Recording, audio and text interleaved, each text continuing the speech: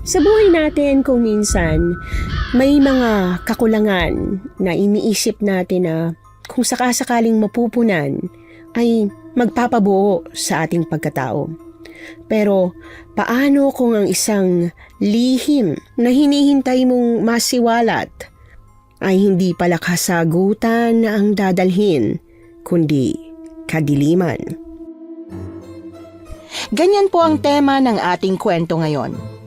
Pero bago ang lahat, kung bago ka pa lang dito sa channel, please like, subscribe, and hit the notification bell para updated kayo sa bawat kwentong ilalabas. May bago tayong kwento 2 o 3 beses sa isang linggo. At ngayon, para sa tampok nating kwento. Parang gusto kong kumain ng isaw ah. Punta naman tayo kila Arlene. Ay, ang dami kong ginagawa eh. Kung ikaw na lang kaya. Libre naman kita eh. Bilhin na tayo ng isaw. Alam mo ba, masarap yung isaw nilang tinda. Suki naman ako nun eh. Naku, ang sabihin mo, si Arlene lang talagang pinupuntahan mo, hindi yung isaw na tinda niya. O hindi ah. Totoo naman talaga masarap yung isaw eh. Malinamnam. Hindi yung pa ba natitikman yung tinda niya? Hindi. Tsaka, never kong titikman ng tinda niya, no? Malay ko ba kung may gayumang nilalagay yun sa paninda niya? Grabe naman ito. Siguro insecure ka lang sa kanya, kaya ganyan ka mag-react. What? Hoy! Never akong ma-insecure sa katulad niya, no? Anong tawag dyan? Alam mo, wala kang dapat ipag-alala. Mas maganda ka ron. Huwag mo na nga ako pinaglololo ko. Baka tamaan ka sa akin eh. Tignan mo to, nagsasabi lang naman ako ng totoo eh. Ano bang masama ron? Alam mo, kung ano yung masama yung ginagawa mo, sigurado naman akong paglalaruan mo lang yan si Arlene eh. Kapag ikaw talaga kinarma, ay naku, ewan ko na lang talaga sa'yo. Hindi totoo ang karma. Tsaka kung siya magiging girlfriend ko, hindi ko siya sasaktan no. Bukod sa sobrang ganda na, malalabanos pa yung kutis. Parang narinig ko na yan noon. Alam mo, sigurado naman akong hindi magkakagusto sa katulad mo yun. Paano mo naman nasabi? Bakit? Kakausap mo ba siya? Tsaka pogi naman ako ah. Kaya walang dahilan para hindi niya ako magustuhan.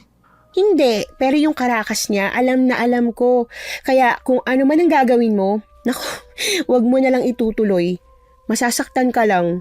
Basta, bahala na si Batman. Basta ako, gagawin ko ang gusto ko. Makikita mo, mapapasagot ko rin siya. Ewan ko sa'yo. Hoy, papaalalahanan lang kita ha. Hindi mo pa kilala si Arlene. Alam mo naman sigurong dayo siya dito sa atin, no? O ano naman ngayon kung dayo siya? Anong connect nun? Ay, ewan ko sa'yo. Palibasa, huli ka na sa mga balita eh. Anong balita ba? Yung nilalandi niya yung mga kalalakihan? Sus, hindi totoo yun. Ang balita, aswang daw yung tindera. Kaya maraming kalalakihan ang nahuhumaling sa kanya. Kaya nga maraming galit ng mga kababaihan dito eh dahil inaakit daw yung mga, kahit yung mga asawa nila. Huwag ka maniwala dun. Isa ako sa magpapatunay na hindi ganun si Arlene. Bahala ka. Walang masama kung maniniwala tayo, ha? Yun lang sasabihin ko sa'yo. Hayaan mo na lang sila. Mabuti pa sama mo na lang ako. Ayoko nga. Kung doon tayo pupunta, naku, wag na lang. Tara na kasi, sama mo na ako. Parang di ka kaibigan oh. Okay, sige, ang kulit mo. Sinabi na ngang ayoko eh. Nailing na lang ako sa kakulitan ni Ray. Yung tipong kahit ayaw mo ay talagang pipilitin ka. Gusto niya kasing makita yung tindera ng isawan na si Arlene. Bagong lipat lang kasi yun dito. Napag-alaman namin na siya palang pamangkin daw ni Aling Mameng, ang may-ari ng isawan. Simula kasi nang ito ang maging tindera ay naging patok na ang kanyang paninda, lalo na sa mga kalalakihan sa aming lugar. Kaya naman maraming galit sa kanya ng mga kababaihan at aminado kong isa na rin ako doon. Hindi dahil sa maganda siya, hindi ko lang talaga gusto ang pag-uugali niya. Pakiramdam ko kasi ay may kakaiba sa kanya na hindi ko maipaliwanag kung ano. Tulad nga ng inaasahan namin, marami nga itong customer pagdating namin doon. Sabi ko na nga ba, ang dami nga ng tao, naku. Kainis naman kasi, kaya ayoko sumama eh. Sus, okay lang yan. Ang mahalaga, papatikim ko sa'yo yung paninda niya. Promise, kapag natikman mo, sigurado ako uulit-ulitin mo yun. Ayoko nga. Kahit hindi na, no. Mamaya, may gayuma pa yun. Kaya siguro masarap yung isaw niya. Tsaka, hindi naman ako kumakain yan. Ikaw talaga puro ka na lang hinala. Di ba pwede masarap lang talaga yung ginagawa niya? Ganon kasi kapag may halong pagmamahal. Kaya lahat ng gawa niya sobrang sarap. Di wow, sasamahan lang kita dito no. Pero hindi ibig sabihin na bibili at kakain din ako. Ano, ayaw mo talaga? Nakakailang naman kung ako lang yung kakain tapos ikaw hindi. Wag mo na akong alalahanin, busog pa ako. Tsaka, ikaw na lang, hindi ko talaga bet yung mga ganyang pagkain eh. Sabi mo yan ha. Mamaya niya, sabihin mo na naman damot ko. Sige, ganito na lang. Kung gusto mo akong ilibre, doon na lang kina Aling Moneth. Yun, kakain talaga ako kapag doon tayo bumili. Ha? Bakit doon? Pwede naman dito na lang eh. Tsaka layo-layo, gutom na kaya ako. Tingnan mo nga ang bango. Sige na nga. Wala talaga akong magawa kapag gusto mo. Ako, ikaw talaga, ang lakas mo sa akin. Lahat na lang ng gusto mo, ginagawa mo talaga. Kutusan kaya kita dyan. Oh, yan na. Tayo nakasunod. Masisilayan ko na ang pinakamagandang dilag. Inirapan ko lang si Ray, Miss Anne. Excited itong lumapit kay Arlene nang mawala na ang mga taong nagkukumpulan doon. Magandang araw, Arlene. Magandang araw din sa'yo. Bibili ka ba ng paninda ko? Masarap to. Oo naman, ako pa ba? Tsaka masarap talaga yung tinda mo eh. Kaya hindi ako magsasawang bumili rito araw-araw. Relax naman. Ilan pang bibilin mo? Baka naman pakyawin mo mga papaninda ko, nakakahiya naman. Di naman kasi ako mapere. Sige, gawin mong 10. Pwede na ba yon? Sige, mukhang may date yata kayo ng girlfriend mo. Ang sweet mo naman. FYI, hindi ko siya boyfriend Best friend lang ako, best friend. Tsaka, never ko siya magiging boyfriend, no? Naku, sorry. Akala ko kasi magkasintahan kayo eh. Pasensya na, para talaga kayo magkaasintahan eh. Susula yun. Totoo ang sinasabi niya. Magkaibigan lang kami. Huwag mo naman sungitan tong si Arlene. Pagpasensya mo na siya, may dalaw kasi. Ganun ba? Pagpasensyahan mo na ako ha. Akala ko talaga mag-ano kayo. Hindi, okay lang. Mabait tong kaibigan ko. Siya nga pala. Wala yata si Aling Mami ngayon, no? Wala si Tia ngayon eh. Umuwi siya ng probinsya namin. 1 buwan siyang magbabakasyon doon. Malapit na kasing mategi yung nanay niya. Kung ganun, ikaw lang mag-isa rito? Hindi ka ba natatakot? Hindi. Tsaka bakit ako matatakot? Bakit? May aswang ba dito? Susulang ganun dito, no? Pero masasamang loob meron. Akala ko may aswang dito. Matatakot na sana ako. Kung masasamang loob lang yan, naku, kayang-kaya ko yan. Kung gusto mo, magtatambay ako rito hanggang gabi. Para naman may kasama ka. Salamat na lang, no? Pero di na kailangan. Pag-aaksayahan mo pa ako ng oras. Hilig kasing magyabang eh. Yan tuloy napapahiya. Ganun ba? Sige. Oo eh. Sorry ah. Baka naman naano ka dyan. Sorry talaga. Di naman eh. Ayos lang sa akin. Tsaka, sino nga ba naman ako, di ba? Okay, sige. Pumapayag na ako. Pero babayaran kita ha. Ipapaalam ko muna kayo sa maming. Nako, kahit hindi mo na ako bayaran, isipin mo na lang, tulong mula sa kaibigan. Hala, kaibigan na ba ako sa'yo? Grabe naman, salamat ha. Wala kasi akong kaibigan eh. Alam mo na, bagong salta. Wala nga naman. Siya nga pala. Ito si Sofia, best friend ko. Pagpasensya mo na to ha, may dalaw kasi. Hi, ako nga pala si Arlene. Ganda na lang itawag mo sa akin. Ikaw, ano pangalan mo? Sofia. Sophie na lang itawag mo sa akin. Nice to meet you. Oh, Ray. Eto na yung isaw mo. Maraming salamat. Sobrang bango naman ito. Nagugutom na ako. Walang anuman. Sa uulitin ha. Bili ka ulit. Oo naman, ako pa ba? Huwag kang mag-alala. Araw-araw mo ako makikita rito. Pagkakuha ni Ray ng binili niya ay nagpaalam na siya kay Arlene.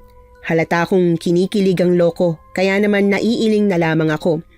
Tumambay muna kami sa may batuhan malapit sa ilog at doon kinain ni Ray ang kanyang mga binili. Grabe, sarap talaga ng isaw. Sigurado ka bang ayaw mo? Ayoko nga sinabi, ang kulit mo rin eh no. Para ako nasa alapaap sa sobrang sarap. Magdahan-dahan ka naman. Para ka namang patay gutom sa lagay mong yan. Kadiri. Pasensya na.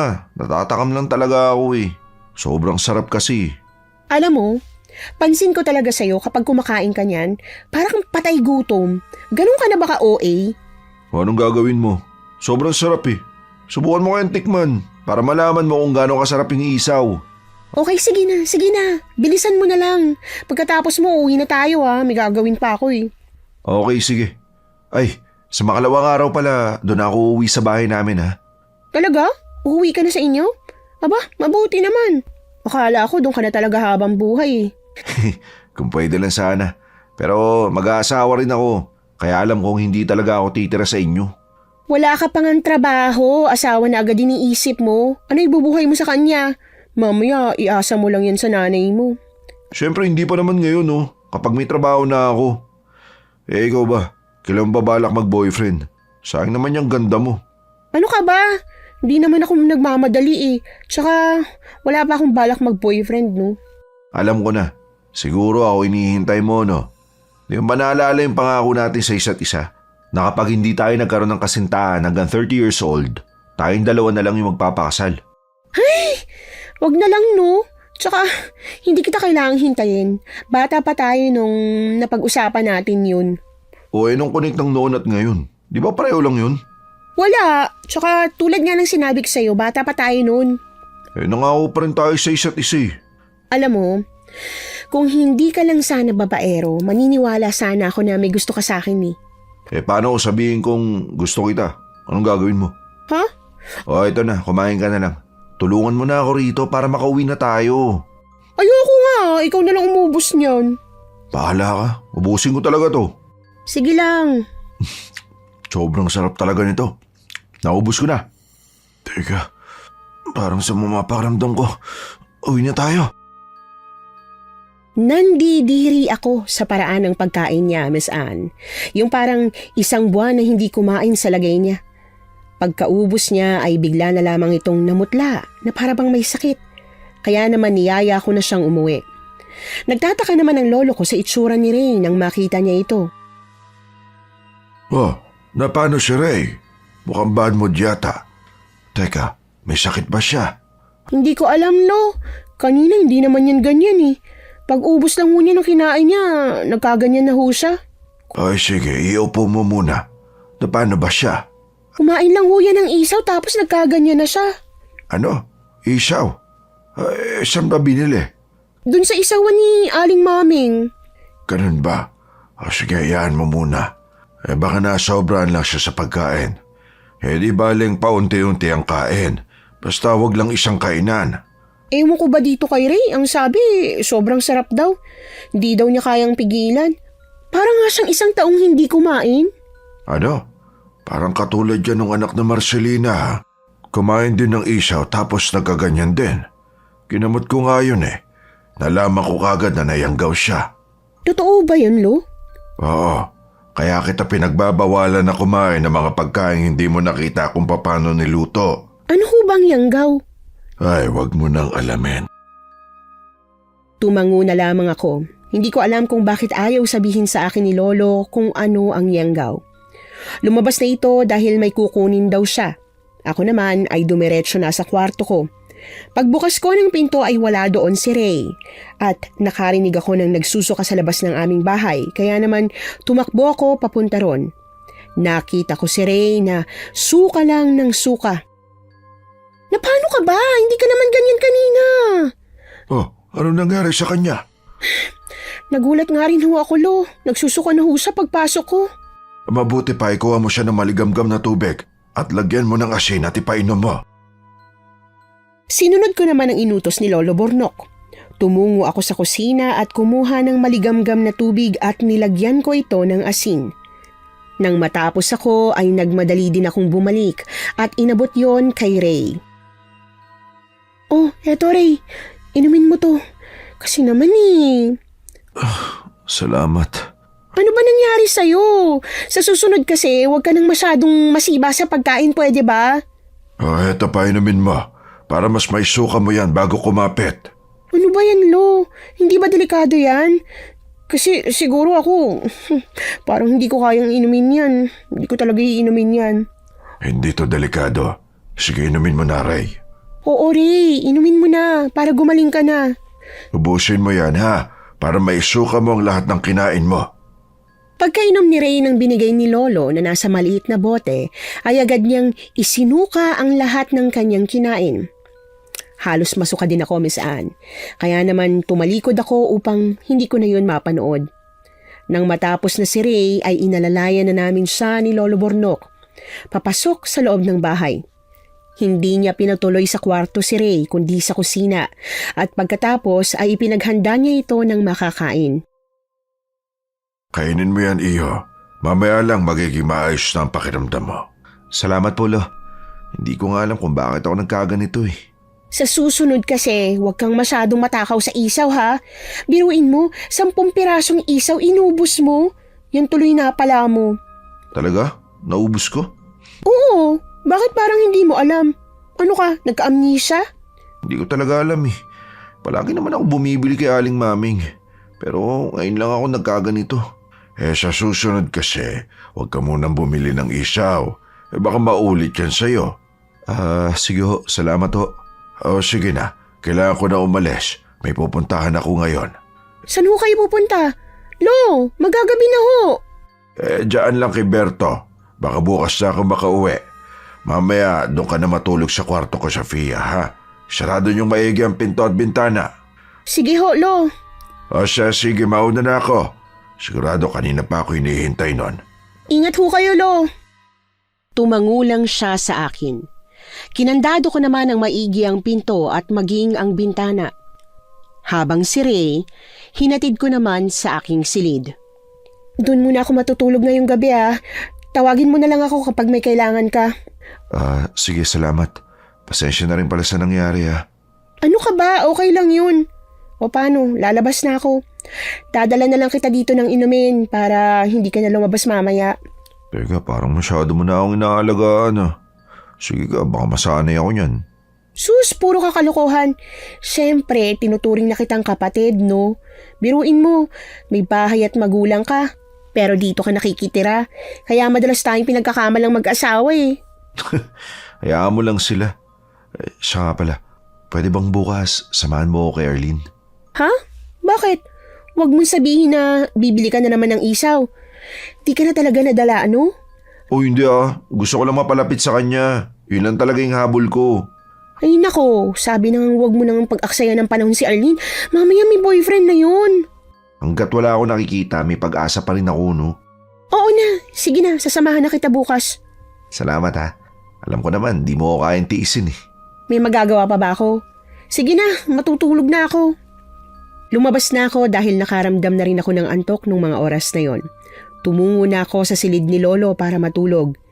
Kinabukasan, pagising ko ay sinimulan ko na ang gawaing bahay at nagluto na rin ako para kahit dumating si Lolo ay kakain na lamang ito. Wow, sipag natin dyan ah. Oh, gising ka na pala. Ano, okay na ba pakiramdam mo? Ayos na ako. Di ko nga akalain mangyayari yun sa akin eh. Kalimutan mo na lang. Baka makalimutan mo mamaya ha. Ang alin? Di ba pupunta tayo kay Arlene? Seryoso ka talaga dun? Oo naman. Ewan ko ba? Parang na-inlove na yata ako sa kanya eh. Mukhang tinamaan ka na talaga, no? Sige na, magkape ka na nga. Puro kalokohan eh. Hindi ako nagbibiro. Makikita mo. Oo na! Sabi mo eh. May magagawa pa ba ako sa kakulitan mo? Natatawa na lang ako dahil sa sinabi nito. Hindi ko alam kung talagang sincere siya sa sinabi niya.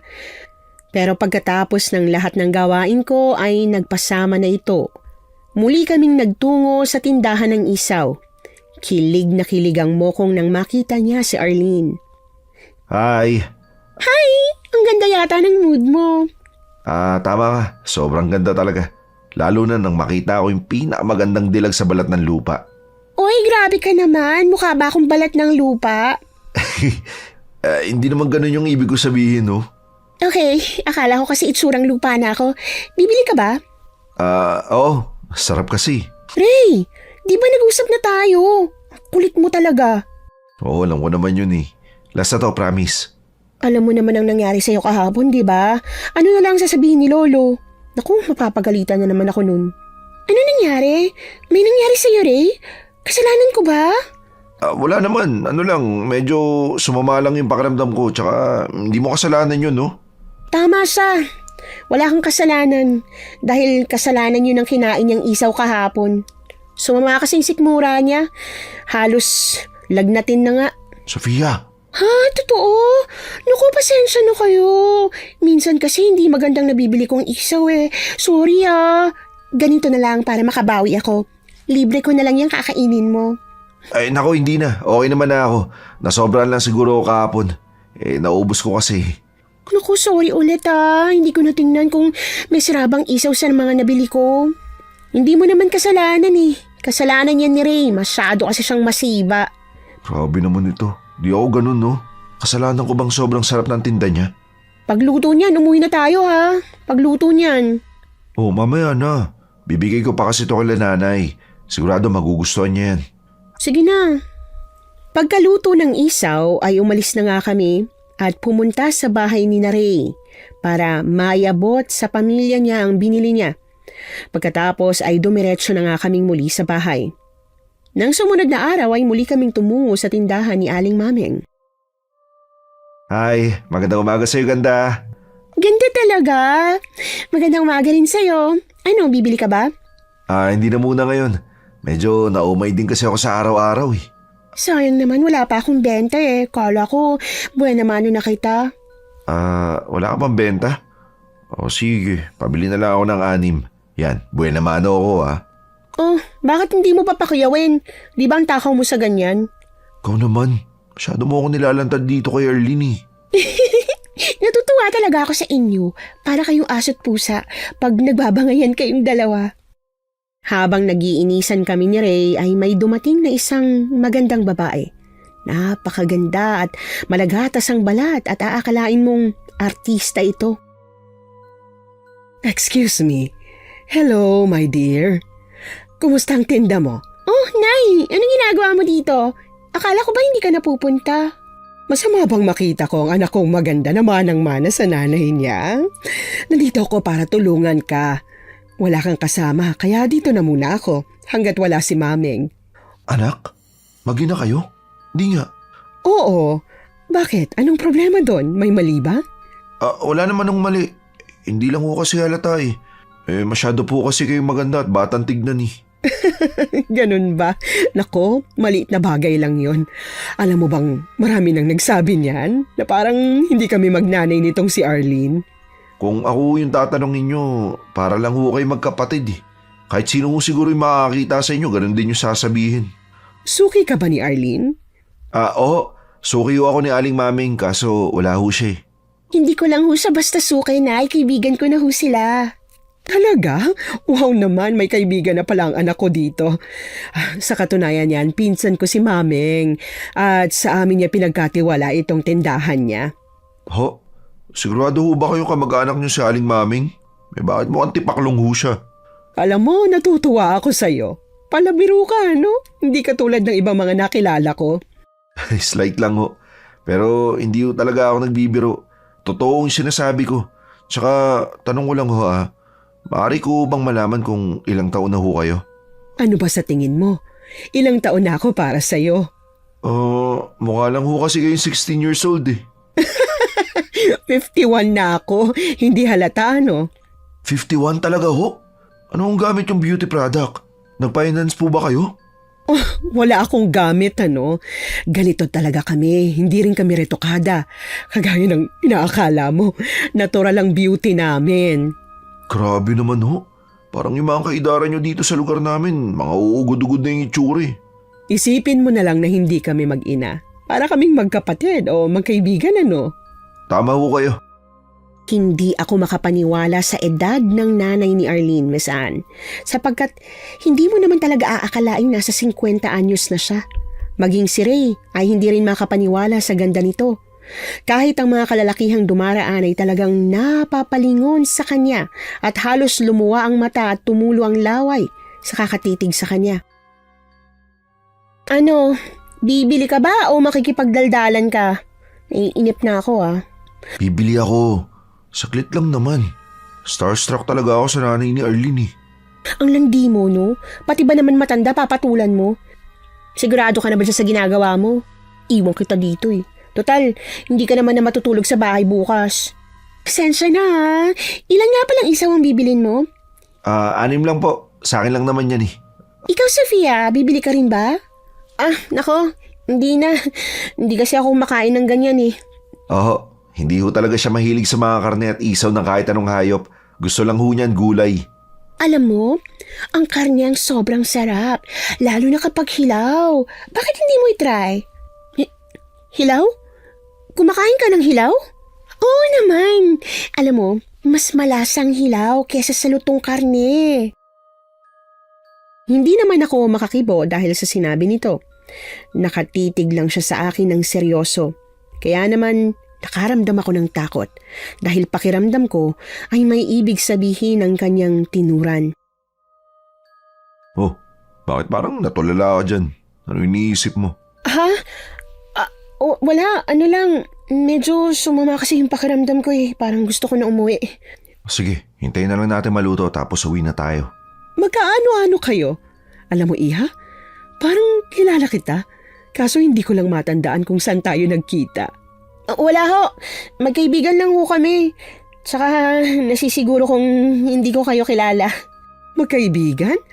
Hindi pala ako na-inform na pwede palang tumira sa iisang bahay ang babae at lalaki na hindi magkaano-ano. Oo, magkababata ho kami. Tsaka doon na ho ako nakikitulog.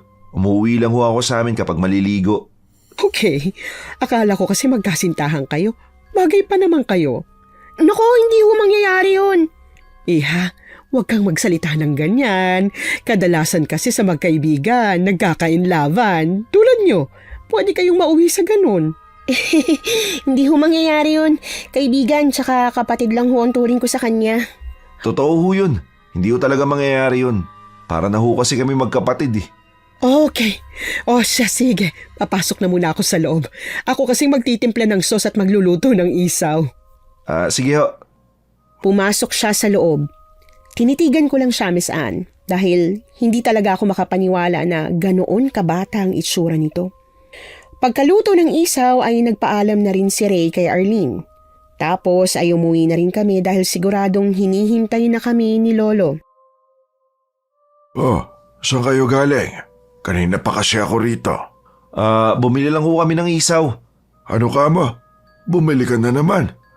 Gusto mo bang maulit yung nangyari sa'yo kahapon? Hindi naman ho eh. Baka lang ho nasobrahan ako. Pero ngayon po, hindi lang po ako kakain. Meron din po kayo. Salamat iyo, pero hindi rin ako nakain yan. Ganun ho ba? Sayang naman ho. Si Sofia ho kasi hindi rin siya kumakain eh. Itapon mo na lang yan. Mas mabuting hindi mo na rin kainin yan. Ho? Sayang naman ho ito. Ako na lang ho kakain, Lolo Bornok. Hayaan niyo na lang siya, Lo. Gusto niya yan dahil patay na patay siya sa babaeng nagtitinda ng isaw. Pati na nga rin ho dun sa nanay. Ano ka mo? Pati sa nanay? Aba, ang tinig pala nitong si Rhea. Hindi naman po. Nagulat lang po kasi ako. Masyadong bata ho yung itsura ng nanay ng tindera tapos ang ganda ho. Kahit siguro kayo may in love eh. Ilang taon na ba? Nasa 50 na ho. Inakala ko nga ho nasa 16 anyos lang ho eh. Ano ka mo? Nasa 16? Aba, hindi normal yan. Nanay ka mo ng tindera. Yung bang bagong salta rito? Sigurado ka na bang nasa 16 tapos yung anak nagtitinda ng isaw? Aba, ngayon lang ako nakarinig nun. Mali naman ho ang pagkakarinig niyo, Lo. Ang sabi po ni Ray, 51 na ho ang edad. Tapos ho ang itsura, parang 16 anyos lang. Kala ko kasi 16 years old. Pagpasensyahan nyo na ang lolo. Medyo may pagkabingi na. Minsan Lo, sama ho kayo. Para makita nyo. Sigurado ako pati kayo may in love rin. O sige, sama mo ko. Para makita ko kung totoo ba yung pinagsasabi mo. Sige ho, Lo. Wala akong problema. Kung gusto nyo, bukas sumama ho kayo. Sige nga. Bukas sasama mo ko. Si Lolo talaga, basta't usapang babae. Talagang ano ho kayo, no? Hindi. Gusto ko lang makita kung totoo ba. Hayaan mo na si Lolo. Huwag kang KJ dyan. Minsan lang naman oh. Ikaw talaga, kukutusan kita dyan eh. Pati si Lolo ko dinadamay mo. Lo, sa inyo na lang ho ito. Medyo nadala na rin ho kasi ako eh. Sige, ilagay mo na lang dyan. Huwag mo nang kainin. Sige ho. Lo, Mamaya hong gabi, magpapaalam po sana ako. Tatambay ho kasi ako kila Arlene. Sige, walang problema. Pero alam na ba ng nanay mo yan? Siguro magpaalam ka rin sa kanya. Siguro, mamaya uuwi ako. Sofia po, mamaya may iuutos ako sa'yo. Ano ho yan, Lo? Mamaya na lang pag-uwi ko. Pupunta muna ako sa kumpare ko. Tumango na lamang ako at pagkatapos ay umalis na ito. Si Ray naman ay nagpaalam na rin sa akin na uuwi na muna para makapagpaalam sa kanyang ina. Kaya naman ako na lamang mag-isa ang naiwan. Okay lang naman sa akin yun, Miss Anne. Kahit papaano ay magkakaroon ng konting katahimikan ang mundo ko. Inaliw-aliw ko na lamang ang sarili ko sa paglilinis ng bahay. 2:00 na ng hapon nang matapos ako. Habang wala pa sila ay napagpasyahan ko na lamang na lumabas dahil nakaramdam din ako ng pagkainip. Habang ako ay naglalakad patungo sa plaza ay dinig ko ang bulungan ng mga tsismosang kapitbahay namin na nagkukumpulan na naman sa kanilang tambayan. Ang pinag-uusapan nila ay si Arlene at ang nanay nito na si Aling Therese. Dinig ko kung papaano sila manggalaiti dito. Dahil daw masyadong nilalandi nila ang mga kalalakihan sa aming lugar kahit na hindi naman gano'n ang aking nakikita. Kaya naman umalis na ako doon. Hindi ko naman alam kung bakit napadpad ang mga paa ko sa isawan ni Arlene at nakita ko kung paano nito kausapin ang mga lalaki doon. Wow, sweetheart talaga! Alam mo, gusto ko yan. Kasi wala namang tumatawag na sweetheart sa akin eh. Sige lang, ubusin niyo yan. Meron pa dito oh. Ikaw ba, Ray? Ayaw mo? Busog pa ako eh. Dinig kong sinambit ni Arlene habang masaya itong nakikipaglandian. Nakita ko rin doon si Ray na isa sa mga lalaki na masayang nakikipagkwentuhan kay Arlene at sa nanay nitong si Aling Therese. Pansin ko naman sa mga nagiinuman doon na parang hayok na hayok sa pagkain ng isaw. Alam mo, tuwang-tuwa talaga ako sa'yo. Napakabait mo kasi eh. Hindi katulad ng mga nakikilala ko. Ikaw, sakto lang. Kinikilig naman ako sa'yo. Ganda mo na, ang bait mo pa. Tapos sobrang sarap pa ng isaw na tinda mo. Hindi naman kasi ako nagtitimpla niyan, kundi yung nanay ko na inaakala mong kapatid ko. Na-starstruck ka, no? Sobrang ganda ng nanay ko, diba? Kahit sino nai-inlove dyan. Paano? Mas maganda pa kaysa sa akin. Tama ka. Ano ba kasi sikreto ng nanay mo? Paano niya napapanatili yung ganyang kabatang itsura kahit na nasa 50 na siya? Secret! Pero wala siyang ginagamit na kung ano-ano. Pero alam mo kung anong nagpapanatili sa batang itsura namin? Yung pagkain ng sariwang karne. Palabiro ka rin, no? Alam ko naman binibiro mo lang ako eh, no? Tama ka. Tanong ko lang pala, buti hindi mo kasama si Sofia. Si Sofia ba? Ano kasi, nagpaalam akong uuwi saglit sa bahay pero naisip ko nang dumiretso dito. Alam mo, yung kaibigan mo, nakakasiguro ako na may pagtingin sa'yo. Si Sofia, may pagtingin sa akin. Naku, nagkakamali ka lang. Matali kami magkaibigan nun. Tsaka, hindi tulad ko ang tipo niya, no? Dinig ko ang usapan nila. Mabuti na lamang ay hindi nila ako nakikita dahil sa dami ng tao sa paligid. Nagpasya na lamang akong umuwi dahil malapit na rin namang gumabi. Si Ray ay hindi naman uuwi, kaya walang dahilan para hintayin ko pa ito. Pagkarating ko sa bahay ay nagtataka ko kung bakit wala doon ang isaw na binili ni Ray. Ang inisip ko na lamang, baka kinain na ng pusa. Apo! Ay, wala ka! Lolo Bornok naman eh, ginulat niyo naman ako. Bay, bakit ako sinisisi mo? Hindi ko naman intensyon na gulatin kita. Sensya na ho, Lo. Siya nga po pala. Kinain niyo ho ba yung isaw? Wala ho kasi rito eh. Baka tinangay na ho ng pusa, sayang naman ho. Di ko kinain na po at mas lalong hindi ko ipapakain sa hayop. Isinama ko na lang doon sa itatapon. Ano ho? Tinapon ninyo? Lo, sayang naman ho. Ano ho bang dahilan? Ba't tinapon nyo na lang kesa ipakain sa hayop? Tsaka, ano ho ba yung ipag-uutos ninyo? Ayos na po. Wala na akong ipag-uutos pa. Mas mabuting kalimutan mo na lang yan. Pero wag mong sasabihin kay Ray ha. Baka magtampo yon. Saka po, wag kang titikim ng kahit kaunti ng isaw na binibili ni Ray. Bakit, Lo? May problema ho ba? Ay basta Apo, wag nang maraming tanong. Ang mabuti pa magsaing ka na ng panghapunan natin. Isakto mo ha, yung pang sa atin lang. Sige ho, Lo. Sumunod naman ako sa iniutos ni Lolo Bornok. 5:30 na rin ng hapon. Si Lolo naman ay nagwalis na ng aming bakuran at nagsusunog ito ng saktong 6:00 at nagsasaboy din ito ng asin na araw-araw nitong ginagawa. Palagi ko siyang tinatanong pero ang lagi niyang sagot sa akin ay pamproteksyon lamang daw yon. Nang gumabi na ay muling sinabit ni Lolo ang mga bawang sa bintana, pinto, at pagkatapos ay kanya itong kinakandado ng mabuti. Apo, tara kain na tayo. Nang sa ganun ay makapagpahinga ako ng maaga. Sige Lolo. Abala kasi ako sa paglalatag ng higaan. Nang tawagin ako ni Lolo ay agad din naman akong lumabas. Naroroon na ito. Lo, hindi na ho ba natin hihintayin si Ray? Baka ho umuwi yun dito. Ay di na Apo. Hindi ba tagpaalam siya na tatambay doon sa tindahan ng babaeng kinababaliwan niya? Ay, ewan ko ba dun, Lo? Alam niyo ba, Lo? Hindi naman ako sa nakikialam ho, ah. Pakiramdam ko talaga parang may mali dun sa nagtitinda at saka dun sa paninda nila eh. Anong ibig mong sabihin? Basta, Lo, hindi ko ho maipaliwanag. Hayaan mo na. Mas mabuti pa ako magluto ka na lang para makakain na tayo. Magwawalis muna ako sa bakuran. Sumunod naman ako sa inutos ni Lolo Bornok. Nagluto na nga ako ng aming hapunan. Sinakto ko lang dahil wala naman si Ray, habang si Lolo naman ay nakaupo lang. Hindi na siguro dadaan dito si Ray, ano? Hindi na ho, Lo. Baka doon na ho siguro kakain yun sa kanila. Patay na patay talaga yung kaibigan mo sa tindera ng isaw. Delikado yan para sa kanya. Sinabi niyo pa ho, Lo. Hindi niya nga ho alam kung may boyfriend na ho ba yun si Arlene. Masyado talagang babaero yun si Ray, tapos iiwan niya rin sa bandang huli. Hayaan mo lang siya. Mabuti nga hindi ka nagkagusto sa kanya. Kundi, nasisiguro ko masasaktan ka lang niya. Alam naman natin na playboy si Ray at ayaw na ayaw niya magseryoso. Naku, Lo, never hong mangyayari yun, no? Ayoko sa katulad niya.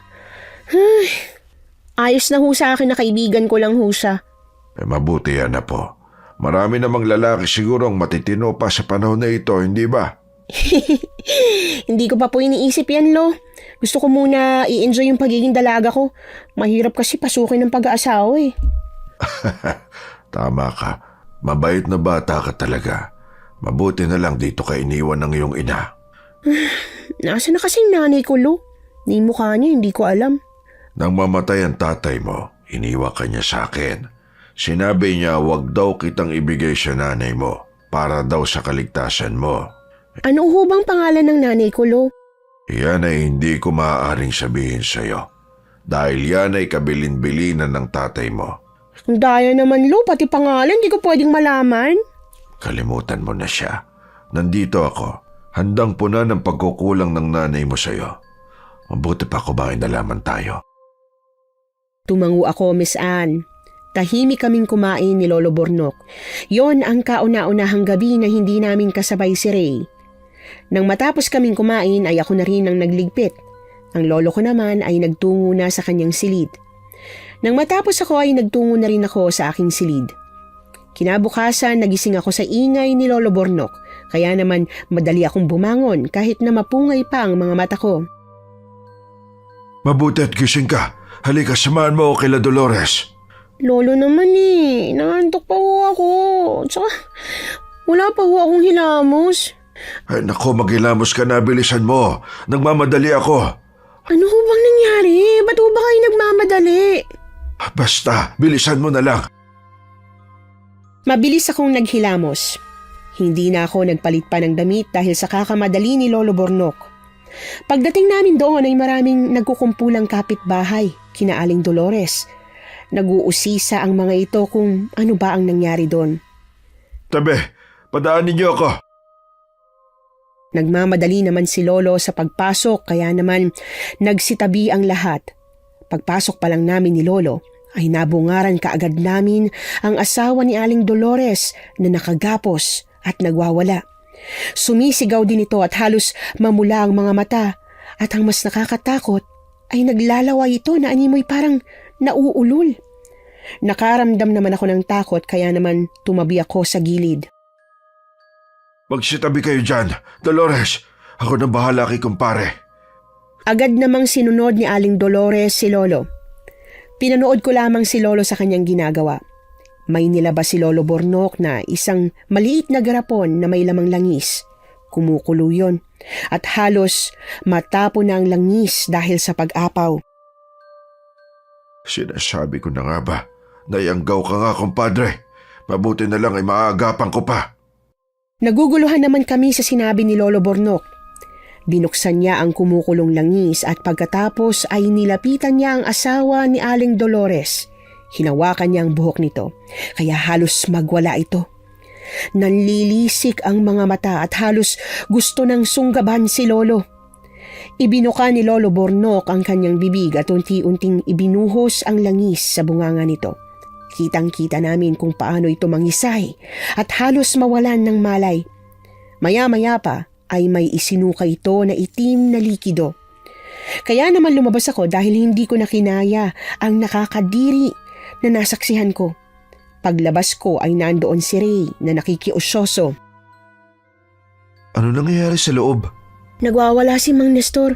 Ginagamot lang siya ni Lolo. Ginagamot? Bakit? Paano ba si Mang Nestor? Kahapon lang ang sarap ng pakikipagkwentuhan nila sa amin kagabi ah. Siguro, gumamit ng pinagbabawal, kaya siya nagkakaganyan. Di naman ganun si Mang Nestor at alam mo yan eh. Chickboy pwede pa. Pero ang paggamit ng pinagbabawal na gamot, malabong malabo. Tsaka nagiinuman lang sila kagabi sa tindahan nila Arlene. Pinakyaw pa nga nila yung isaw kagabi. Hindi kaya sa isaw? Kaya siya nagkakaganyan? Baka naman uminom ulit pagdating dito. Kaya siguro nasiraan na ng ulo. Imposible naman magkaganyan si Mang Nestor kung kumain lang siya ng isaw. Pero, posible rin, diba? Hayaan mo na nga. Malalaman ko rin naman kay Lolo kung ano nangyari kay Mang Nestor eh. Tara, pasok tayo para malaman natin kung ano nangyari. Mukhang wala na ako naririnig na nagwawala eh. Pumasok na nga kami sa loob. Tama nga si Ray dahil nawalan na ng malay si Mang Nestor. Si Lolo naman ay nakikipag-usap pa kay Aling Dolores at nagtatanong ito kung ano ang huling kinain ni Mang Nestor bago ito magkaganon. Isaw, yun ba ang huling kinain ni Nestor? Nakakain din ba kayo? Umiling naman si Aling Dolores. Ang sabi nito ay umuwi si Mang Nestor na lasing at may dala daw itong isaw at doon kinain sa kanila. Noong una daw, okay naman ito at nakatulog na. Pero bigla na lamang daw itong nagising at bigla na ring nagwala. Sa susunod mag-ingat kayo sa pagkain na binibili ninyo. Si kumpare na Yanggaw, mabuti na lamang na isuka niya lahat. Sino mang kainuman niya kagabi? Kung hindi ako nagkakamali, maaaring sila'y matulad din kay kumpare.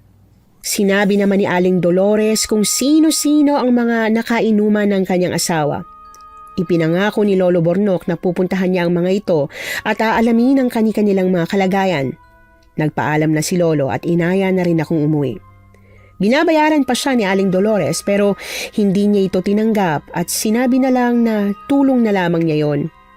Habang naglalakad kami ay napatanong ako kay Lolo kung ano ang yanggaw na binanggit nito kay Aling Dolores. Lo, ano ho ang yanggaw? Yun ba? Mamaya ako na lang ipapaliwanag kapag nakauwi na tayo. Oh, Ray, akala ko ba magtatambay ka kay Lamaming? Doon ka ba matutulog sa bahay? Pala, doon ako sa bahay niyo matutulog. Namiss ko kasi kaagad kayo eh. Hindi ka ba tatambay doon kina Arlene? Hindi na. Sabi niya kasi kaya naman daw niya. Tsaka nandun naman yung nanay niya eh. Ikaw, Ray, ha?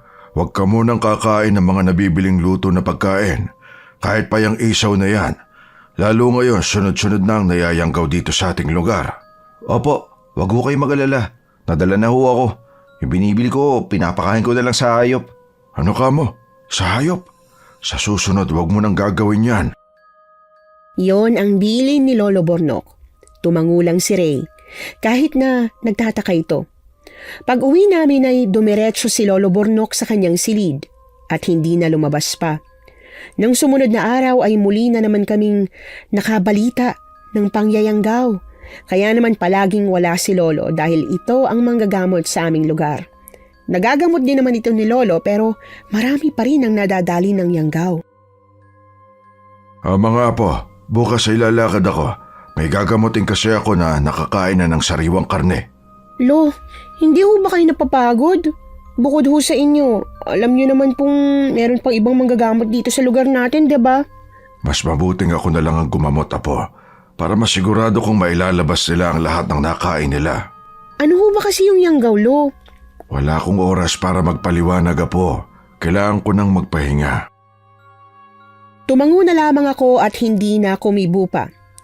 Pagsapit naman ng gabi ay kumain lang si Lolo at pagkatapos ay muli na itong bumalik sa kanyang silid. Kinabukasan naman ay nagpaalam si Ray na pupunta kay Arlene. Hindi na nito ako inaya pa. Ayos lang naman sa akin dahil mas gusto kong abalahin ang sarili ko sa mga gawaing bahay kesa ang maglakwat siya. Pagsapit ng hapon ay umuwi na rin si Ray na malungkot ang mukha. Oh, ano nangyari sa'yo? Ba't ganyan mukha mo? Wala. Ayos na ako. Alam ko na, Lo. Mukhang may nabasted dito ah. Hindi kasi lahat ng babae basta-basta na lang mahuhulog sa lalaki. Okay lang yan. Marami namang babae ang mas maganda pa dyan sa kinababaliwan mo. Hindi naman ho sa nabasted. Sa totoo lang ho niyan, gusto ko na ho siyang ligawan eh. Kaso nahihiya ako.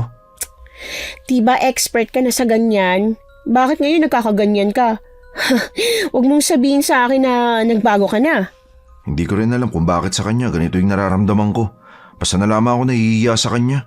Kaya mo na yan. Huwag mo nang pasakitin ang ulo ni Lolo.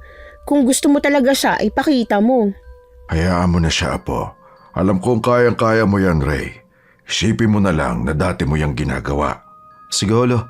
Magpapatulong na lang ho ako dito kay Sofia. Bakit sa akin ka magpapatulong? Anong alam ko dyan? Sino ba kaibigan ko? Di ba ikaw? Tsaka kailangan kita. Wala akong lakas ng loob kapag hindi kita kasama, no? Wala nga kasi akong alam sa ganyan. Ba't ba ang kulit mo? Alam ko. Pero alam ko na alam mo kung ano gusto ng mga babae. At dun mo ako matutulungan. Hello! Ang dami kaya ng gusto ng mga babae, no? Malay ko ba kung materialistic si Arlene? Samahan mo na lang siya, po. Alam kong matutulungan mo siya. Pero hindi kayo maaaring tumikim ng tinitinda nila, ha? Kasi naman, Lo, alam niyo namang ayoko lumabas ng bahay. Mas gusto ko pa maglinis kaysa magaganyan-ganyan pa. Huwag ka nang umangal. Sinabi na ni Lolo Bornok. Tsaka wag ho kayo mag-alala, Lolo. Susundin ho namin yung mga bilin nyo. Ay nako, mamaya ikaw magluto. Kakainis ka. Alis na ako. Alam niyo namang may gagamutin pa ako. Sige, Holo, mag-iingat ho kayo. Tuwang-tuwa naman ang Loko. Napabuntong hininga na lamang ako. Sinamahan ko ito at tinuruan kung anong maaari niyang ibigay kay Arlene. Habang papunta kami roon ay dumaan muna kami sa tindahan. Natatawa ako sa binili nito. Imbis kasi na tsokolate, ang bilhin ay 10 piraso ng honey at chichirya ang binili. At pagkatapos ay namili pa ito ng bulaklak ng kalabasa na ibibigay daw niya kay Arlene. Masaya naman siya sa kanyang ginagawa kahit na nakakatawa lang. Pagdating namin sa isawan ay abala na sa pagtitinda si Arlene. Oh, ano ginagawa mo? Bakit ka huminto? Lapitan mo na. Nahihiya kasi ako eh. Samahan mo naman ako. Bakit? Ako ba manliligaw? Di ba hindi? Kaya ikaw na lang. Alam kong kaya mo yan. Kinakabahan kasi ako.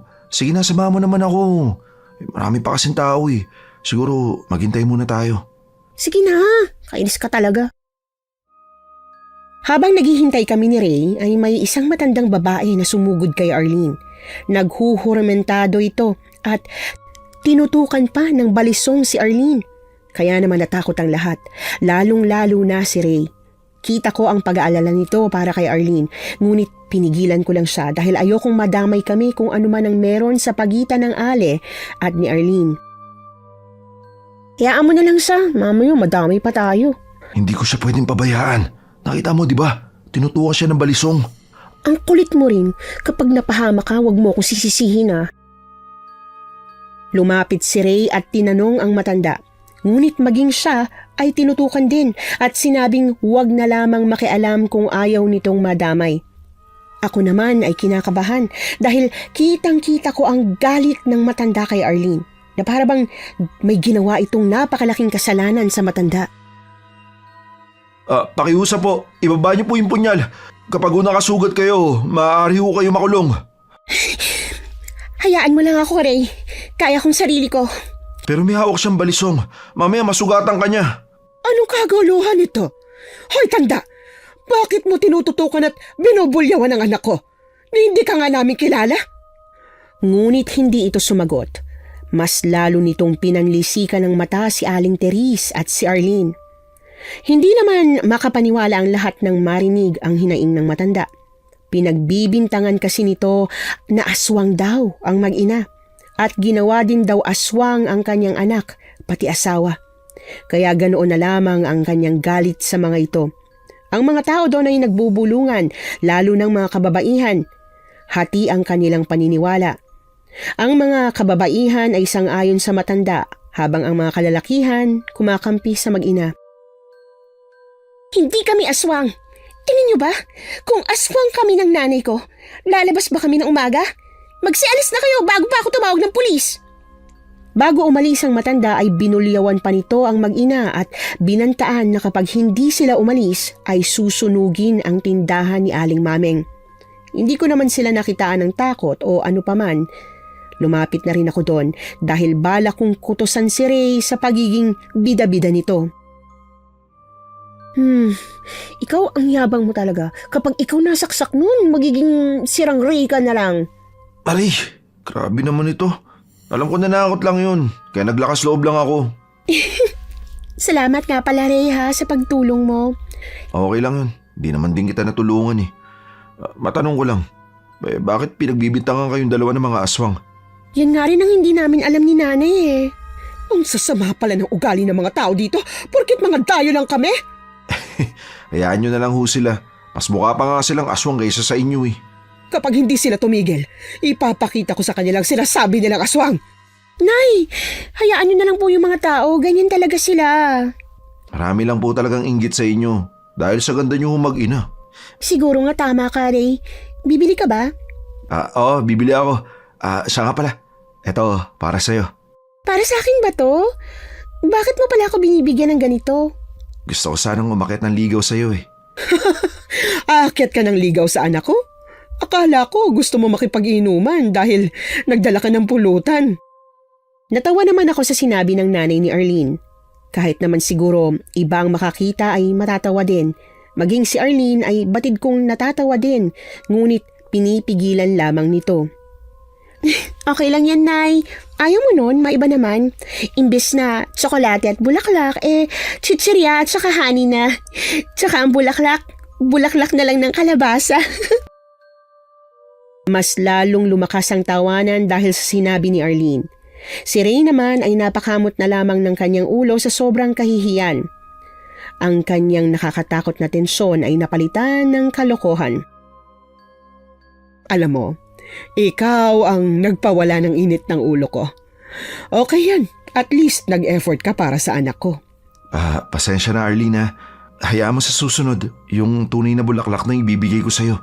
Hindi ko kasi alam kung ano yung gusto mo eh. Ayos lang yan. May bulaklak na, may ulam pa.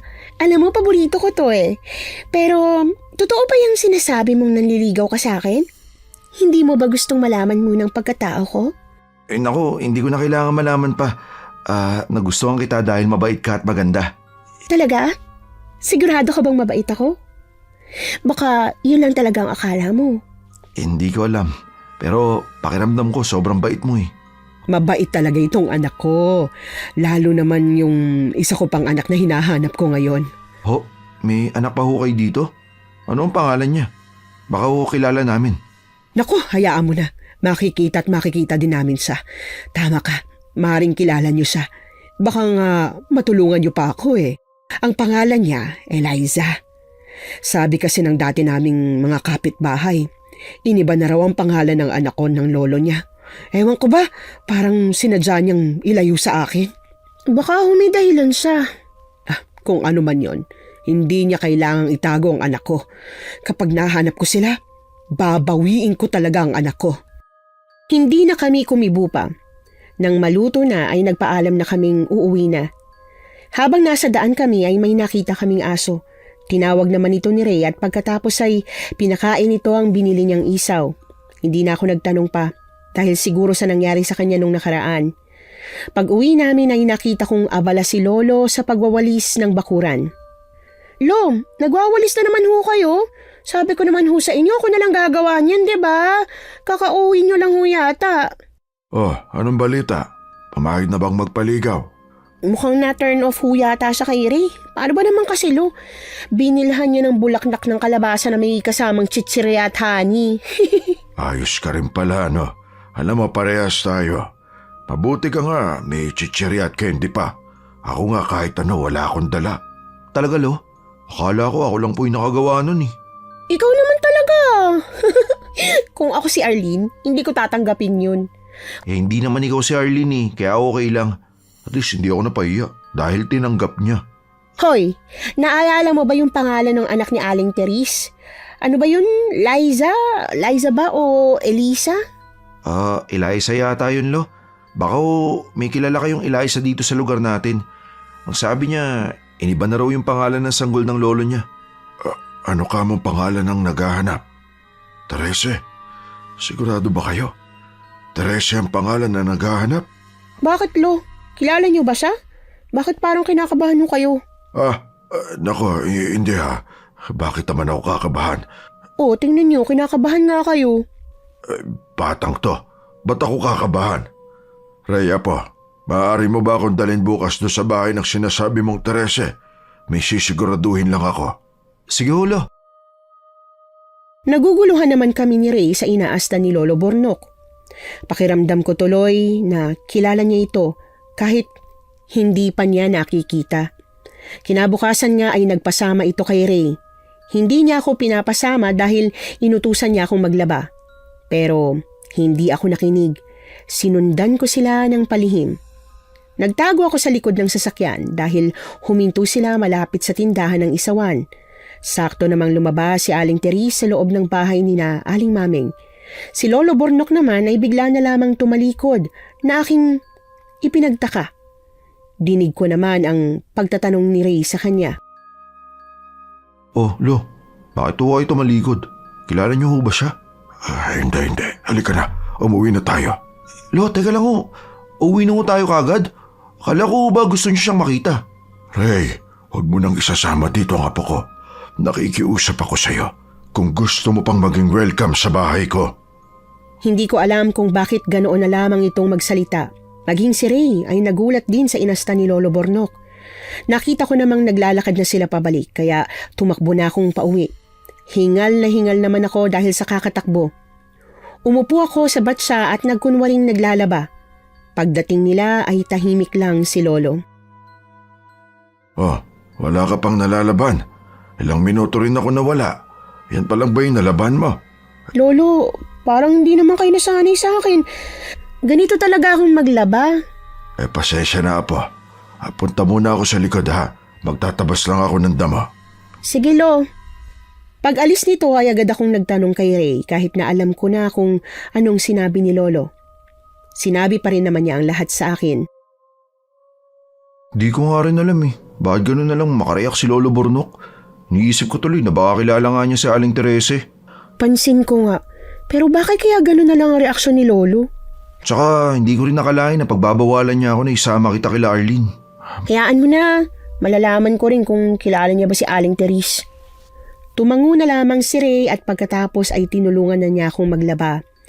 Nang matapos kami ay si Ray nang nagluto ng aming pananghalian. Si Lolo naman ay hindi pa rin pumapasok sa loob kaya naman pinuntahan ko na sa likod ng bahay. Nakita ko itong abala pa rin sa pagtatabas ng damo kaya naman tinawag ko siya upang yayain ng kumain. Lo, tara na ho, kain na tayo. Mamaya nyo na lang ho yan tapusin. Mauna na kayo. Hindi pa ako gutom. Lo, kumain na ho muna tayo. Masama hong malipasan ng gutom. Huminto naman ito sa kanyang ginagawa. Sumunod na ito sa akin kaya naman pumasok na ako sa loob. Si Ray ay nakapaghain na pala ng aming pagkain. Habang nasa hapagkainan kami ay hindi makabasag pinggan ang katahimikan sa pagitan naming tatlo. Dahil si Lolo Bornok ay tila nakatulala habang kumakain. Kami naman ni Ray ay nagtititigan na lang. Maging nang matapos kaming kumain ay tahimik lang itong lumabas. Grabe naman si Lolo. Ano nangyayari sa kanya? Sobrang nakakapanibago. Hayaan mo na. Kapag nasa wisyo na siya, tatanungin ko kung anong problema niya. Tsaka anong kinalaman ni Aling Teresa sa kanya. Mabuti pa nga. Nakakaawa naman si Lolo Bornok. Dapat siguro tanungin natin si Aling Teresa. Sa ngayon, hayaan na muna natin siya. Tsaka wag mo nang itanong kay Aling Teresa. Mas maganda kung kay Lolo na lang natin malaman. Tumango na lamang si Ray. Pagsapit ng gabi pagkatapos naming kumain ay pumasok na si Lolo Bornok sa kanyang silid. Kami naman ni Ray ay nagligpit ng pinagkainan. Nang matapos kami ay tumungo na rin kami sa aming silid. Ilang sandali pa'y nakatulog na si Ray habang ako naman ay hindi. Hindi ko mapigilang isipin si Lolo kung ano ba ang koneksyon niya kay Aling Teresa. Habang lumalalim ang gabi ay hindi pa rin ako dinadalaw ng antok, kaya naman bumangon ako at iniwan ng mahimbing na natutulog na si Ray. Nasa lapag kasi ito natutulog. Dahan-dahan akong humakbang upang hindi siya magising. Paglabas ko ay uminom muna ako ng tubig. Pagkatapos ay babalik na sana ako nang marinig ko si Lolo na umiiyak. Kaya naman dahan-dahan akong lumapit sa kanyang silid at pinakinggan ko ang mga sinasabi niya. Diyos ko, hindi niya maaaring malaman kung nasaan kami ng aking apo. Panginoon, kayo na hong bahala sa amin ni Sofia at sa lahat ng mga tao rito. Dahil alam kong narito siya upang kunin ang kanyang kailangan. Dinig kong turan ni Lolo. Hindi ko alam kung sino ang tinutukoy niya. Muli na akong bumalik sa aking silid. Mas lalo akong nahulog sa malalim na pag-iisip kung sino ang tinutukoy ng aking lolo. Kinabukasan naman pag-alis ni Lolo Bornok ay nagpaalam din si Ray sa akin na tutungo siya kina Arlene. Punta muna ako doon ha.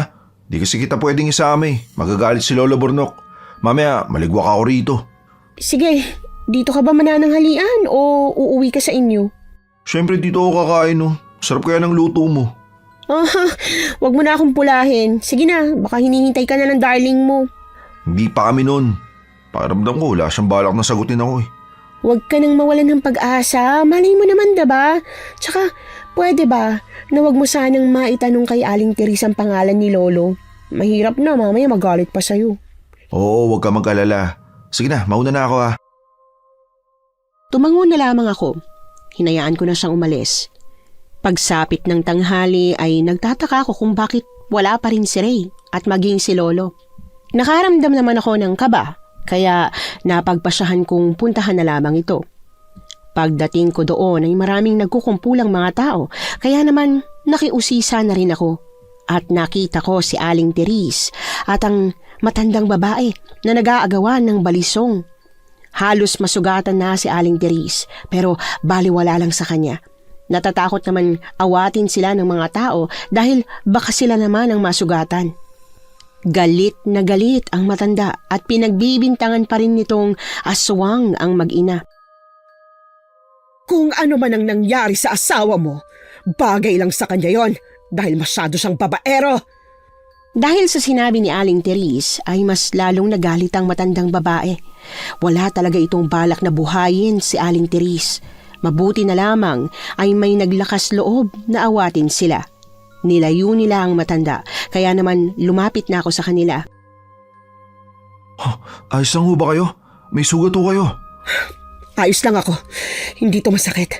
Mamaya lang gagaling na rin to. Pumasok na muna kayo sa loob. Ako na bahala dito. Gamutin niyo ng mga sugat niyo. Grabe naman yung matandang yun. Ayaw kayong tantanan. Hayaan mo na, titigil din yun. Oh, ikaw pala, Sofia. Oh, Sofia, bakit nandito ka? Mamaya makita ka ni Lolo. Hindi yun. Tanong ko lang, bakit hindi ka pa umuwi? Di ba doon ka kakain? Pasensya na, nawala sa isip ko dahil sa nangyari. Nakakaawa nga si Aling Teresa, nasugatan pa. Ang laki naman ng galit sa inyo, Arlene. Bakit ganun na lang kayo pagbintangan? Hindi ko nga rin alam eh.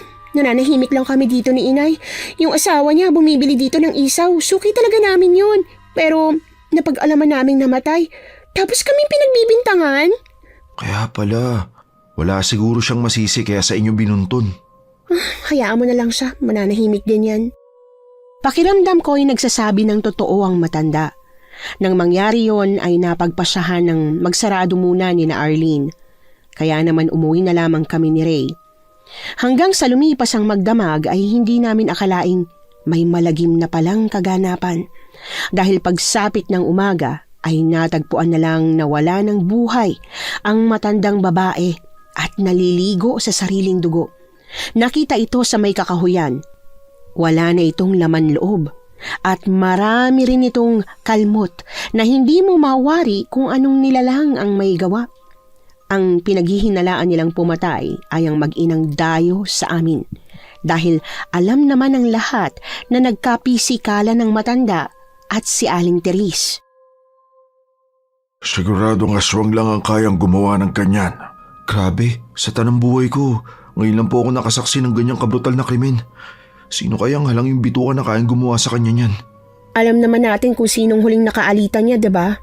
Huwag mong sabihin na naniniwala ka sa mga chismosang naririto. Wala naman silang pruweba. Haka-haka pa lang. Paano kung sila nga ang gumawa? Hindi ka ba nagtataka? Simula nung dumating sila, marami ng kababalaghan ang naganap. Nagkataon lang yun, Sofia. Huwag tayong judgmental. Hindi naman ako umimik. Nakaramdam ako ng inis kaya naman iniwan ko doon si Ray. Kahit na walang ebidensya na magpapatunay na si Aling Teres at Arlene nga ang may gawa. Ngunit kapag pinagtagpi-tagpi mo ang lahat ng nangyayari, ay lumalabas na sila nga ang may sala. Pag-uwi ko ay naroon na rin si Lolo Bornok. Nakita mo na nangyari. Siguradong aswang ang may gawa nun sa matanda. Lo, alam kong masamang mambintang at maging judgmental pero nasaksihan kong nag-away kahapon si Aling Teres tsaka yung matanda. Kung gano'n ay maaaring silang sospek. Tsaka bakit pumunta ka ron? Hindi ba't kabilin-bilinan ko huwag ka nang tutungo ron? Pasensya na ho, Lo. Kaya lang naman ako pumunta dun kasi sinundo ko lang ho si Ray. Pagpasensya mo na ako, Apo, kung nitong mga nakaraang araw ay mainit ang ulo ko. Ayoko lang kasing mapahamak ka dahil ang mga nilalapitan mong tao ay delikado. Nakita mo na kung ano nangyari, di ba? Opo, Lo. Naiintindihan ko po. Apo, napag-alamang kong wala na si Maming. Ano ho? Wala na ho si Aling Maming? Oo, hindi totoong nagbakasyon siya. May kinalaman din ito sa mga kaganapan dito sa atin. Bakit ho ang sabi ni Aling Teres at Arlene nasa probinsya lang daw si Aling Maming? Kaya raw sila munang tumatao dun. Hindi yan totoo, Apo. Sila ang pumatay kay Maming at sila rin ang dahilan ng paglaganap dito ng yanggaw sa atin. Sigurado ho kayo? Kung ganun ho, aswang sila Aling Teres? Pero paano ho? Nakakalabas ho sila ng bahay. Oo, dahil ordinaryong tao lang sila kapag araw. Pero tandaan mo, kapag nasa madilim sila, ay kayang-kaya nilang magpalit ng anyo. Ang lahat ng nayanggaw na aking nagamot ay iisa lang ang kanilang tinuro. Yun ay ang isaw na binili nila sa mag-ina. Ha? Sigurado ho kayo, Lo? Kung ganun, si Ray, pwede ring matulad sa kanila? Kang mag-alala, Apo. Nasisiguro ko sa iyong hindi siya titikim ng paninda ng mga aswang na yan. Kaya ho ba ayaw niyo ako makisalamuha sa kanila dahil mga aswang sila? Oo, dahil mga aswang sila, kaya wag mo silang lalapitan. Hindi ko akalaing si Arlene at Aling Teres pala ang naghahasik ng lagim sa aming lugar. Sa kabila ng alindog at kabaitang pinapakita ng mag-ina, sa kabila pala nun ay ang pagiging nakakatakot na aswang. Ngunit kahit ganon ay hindi ako nakumbinsi sa sinabi ni Lolo. Pakiramdam ko ay meron pang mas malalim na dahilan kung bakit ganon na lang akong pinapalayo sa kanila ng lolo ko. Pinagmasdan ni Lolo Bornok ang aking mukha. Napansin niya siguro na nagdududa ko, na hindi ko siya magawang paniwalaan pero pilit niya akong kinumbinsi na yon ang katotohanan. Inamin niya sa akin na kilala niya si Teres, na nung una pa lang ay pamilyar na sa kanya ang pangalan dahil dati na siyang taga rito sa aming baryo. Halos magkaedaran daw sila ng aking ama. Pero laking pagtataka daw niya kung bakit ganoon na lang kabata ang itsura ni Aling Teres na para bang hindi ito tumatanda. Kakatakot naman hulo. Akala ko hindi sila totoo. Totoo sila, Apo. Kaya natatakot ako na pati ikaw matulad sa kanila. Hindi ho mangyayari yun, Lo. Alam ko ho yan. Sige na, hintayin na lamang natin si Ray. Hindi na siya maaaring magtungo ron. Hindi ko alam kung dapat ba akong maniwala sa lolo ko. Pagsapit ng gabi ay hindi umuwi si Ray. Ang nasa isip ko na lamang noon, baka doon na lang siya umuwi muna sa kanila. Si lolo naman ay nagpaalam sa akin na may pupuntahan lang daw, kaya ako na lang ang natirang mag-isa sa aming bahay. Apo, maiwan na muna kita. Babalik din ako kaagad, ha? Sarado mong maigi ang pinto. Pero Lo, gabi na ho. Saan ho ba kayo pupunta? Kinakumpare, saglit lang ako. Sige ho, Lo. Mag-iingat po kayo. Pag alis nito ay kinandado kong maigi ang pinto. Habang naghihintay ako ay hindi ako mapakali, na para bang nanlalamig ako. Hanggang sa lumipas ang 2 oras ay wala pang bumabalik na Lolo Bornok sa aming bahay. Bakit ba ang tagal naman ni Lolo? Ano kaya kung puntahan ko na lang kaya siya? Kaso wag na lang. Ay, bakit kasi kung kailan gabi saka umaalis eh? Turan ko sa aking sarili. Nagdadalawang isip man ako ay napagpasyahan kong puntahan na lamang ito. Nakaramdam ako ng takot dahil madilim ang paligid. Ang tanging dala ko lang noon ay isang maliit na gasera. Habang ako ay nasa daan, hindi ko maiwasan ang kabahan dahil ang lahat ng tao ay tulog na ng mga oras na yon. Malamig din ang simoy ng hangin na dumadampi sa balat ko. At naroon pa ang nakakatakot na mga huni ng ibon at sabayan pa ng pag-alulong ng mga aso sa paligid. Pagdating ko sa bahay ni Kabuli ay tulog na ang mga ito. Kaya naman mas lalo akong kinabahan dahil ang buong akala ko ay naroon lang si Lolo. Muli akong naglakad para umuwi na sana, ngunit hindi ko alam kung saan ako dinala ng mga paa ko. Napadpad ako sa tindahan nila Arlene at may napansin ako doon na parang kakaiba. Nasa labas kasi ang mag-ina at may 2 tao itong binitbit papasok sa loob. Sino kaya yung bitbit nila? Teka, parang si Ray yun ah. Yung isa parang si Lolo. Hala, totoo nga. Anong gagawin nila kay Ray? Ilang beses kong kinusot ang mga mata ko. Hindi nga ako nagkakamali. Ang binitbit nila papasok sa loob ay sina Lolo Bornok at Ray. Kaya naman nag-ala ninja moves ako papunta sa kanila. Maingat akong nagmanman. May nakita akong maliit na butas. At mula doon ay nakita kong itinali ng mag-ina sina Ray at Lolo Bornok habang naliligo ang 2 lalaki sa sarili nilang dugo. Sigurado ka ba, Nay, na siyang matandang hinahanap mo? Oh, Siyang ama ng dati kong asawa. Siya rin ang dahilan kung bakit kami nagkahiwalay ng kapatid mo. Pero bakit nadamay si Ray? Di ba mabuti siya sa atin? Ang mga tao, masasama sila anak. Kaya wala silang karapatang mabuhay. Pero mahal ko na si Ray, Nay. Hindi ba pwedeng gawin na lang natin siyang kauri? Mahal ka lang niya dahil sa panlabas mong kaanyuan. Pero kapag nakita niyang tunay mong pagkatao, siguradong matatakot siya sa'yo. Pero paano na si Eliza? Ayaw sabihin ng matandang to kung nasan siya. Aamin siya sa ayaw at gusto niya. Alam kong hindi niya kayang iwan ang kanyang apo. Hindi naman ako makapaniwala sa aking nasaksihan at mga narinig. Hindi ko akalain na lahat ng mga katanungan ko ay nabigyan na bigla ng kasagutan. Habang nasa malalim akong pag-iisip ay hindi ko namalayan na nasa likuran ko na pala si Arlene. Anong ginagawa mo dito? Inay, nandito si Sofia. Arlene, anong ginawa niyo kay Ray? Masyado kang pakialamera. Sumama ka ngayon sa akin. Pilit akong nagpupumiglas, ngunit napakalakas niya. Hinila niya akong papasok sa loob at itinabi kina Ray at Lolo Bornok. Mga hayop kayo! Anong ginawa niyo kay Ray at kay Lolo? Lolo? Ikaw ang apo niya? Anong kasalanan sa inyo ng lolo ko? Bakit pati siya dinamay niyo? Ang buong akala ko mabubuti kayo. Sa likod pala ng mga demonyo kayo. Kasalanan niya ng lolo mo.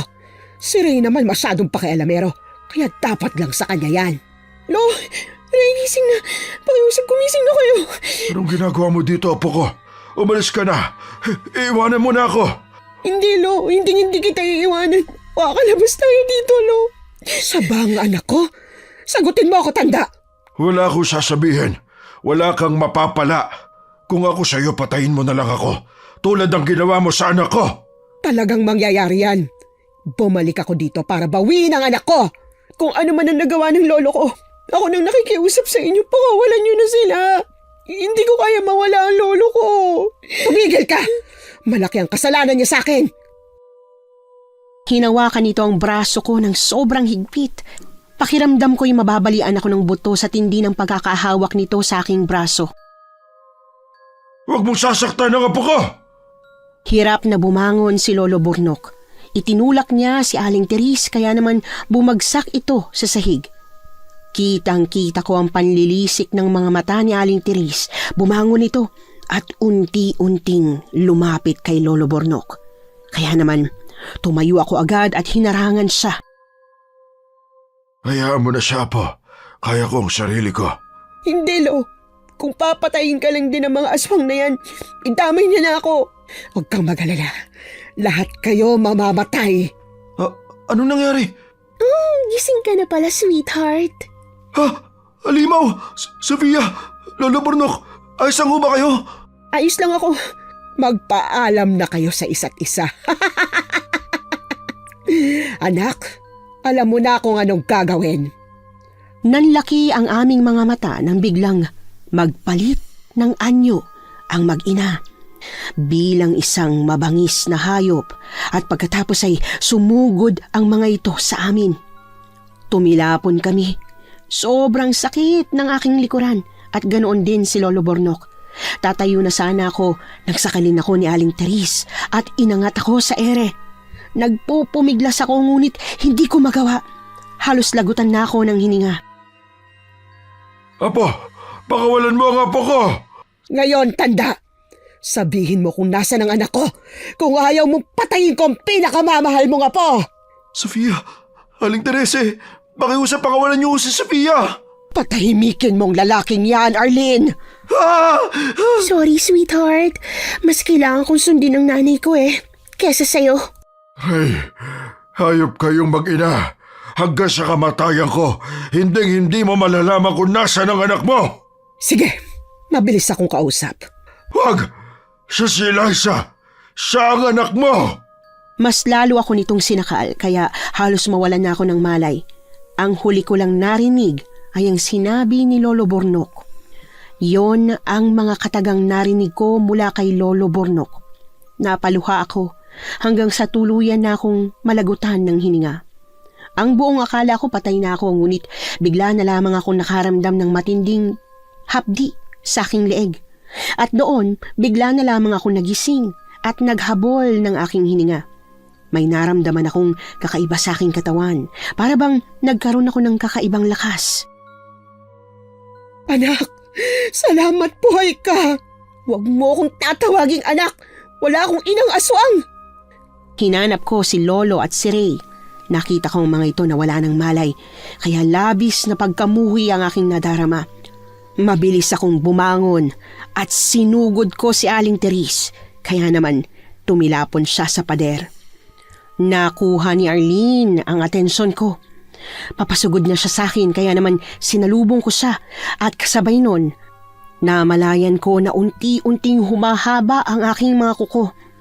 Nang akmang sasagpangin na ako ni Arlene, ay dinukot ko ang puso niya. Arlene! Bakit mo pinatay ang kapatid mo? Kung gusto mo pang mabuhay, umalis ka na. At wag ka na magpapakita kahit na kailan. Kalimutan mo nang may anak ka. Mahal kita, anak. Bumalik ako dito para sa'yo. Ikaw lang ang kailangan ko. Kalilimutan ko lahat ng ito basta sumama ka sa akin. Hindi! Hindi ako sasama sa'yo. Umalis ka na. May paparating.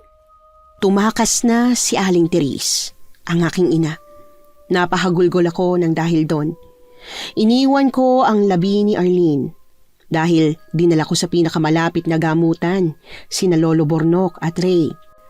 Lumipas ang 1 linggo matapos ang pangyayaring yon. Nakalabas na rin sina Lolo at Ray. Nalaman na rin ng buong barangay namin na ang mga nangyayanggaw sa aming lugar ay ang sarili kong ina at kapatid. Wala na akong balita patungkol sa aking ina. Ako naman ay unti-unting nakaramdam ng kakaiba sa aking katawan. Kaya naman nagpatulong ako kay Lolo para gamutin ako. Napag-alaman niya na ginawa na akong aswang ng aking ina. Pero kahit ganun pa, ay hindi ako tumikim ng hilaw na karne kahit na gutom na ako. Makalipas ang 1 buwan ay nagawa na akong gamutin ni Lolo. Si Ray naman ay nagtapat sa akin at nanligaw. Kalaunan ay naging nobyo ko na siya. Hindi ko akalaing mangyayari ang lahat ng yon. Ngunit sa paglipas ng panahon, ay unti-unti ko nang tinanggap ang mga nangyari sa akin. Pinatawad ko na rin ang aking ina, kahit na alam kong hindi na kami muling pagtatagpuin pa ng tadhana. Hanggang dito na lamang po ang aking kwento. Maraming salamat sa inyo, Miss Anne, pati na rin sa bumubuo ng inyong channel. Thank you din sa mga supportive listeners ng channel na ito. Lubos na gumagalang, Sofia. Nagustuhan niyo po ba ang ating kwento ngayong araw? Kung oo ang sagot at hindi mo pa nagagawa, subscribe na. Click the notification bell para updated ka sa tuwing maglalabas kami ng bagong kwento. Click like at mag-iwan na rin ng comment. Masayang-masaya ako tuwing nagbabasa ng messages mula sa inyo. At kung may sarili kayong karanasan na gusto nyong ibahagi sa amin, email lang sa missanhorrorstories@gmail.com. Dire-diretso lang, missanhorrorstories@gmail.com. Malay nyo, sa susunod, yung kwento na ninyo ang binabasa namin para sa ating mga tagapakinig. Hanggang dito na lang muna at maraming salamat sa inyong panonood.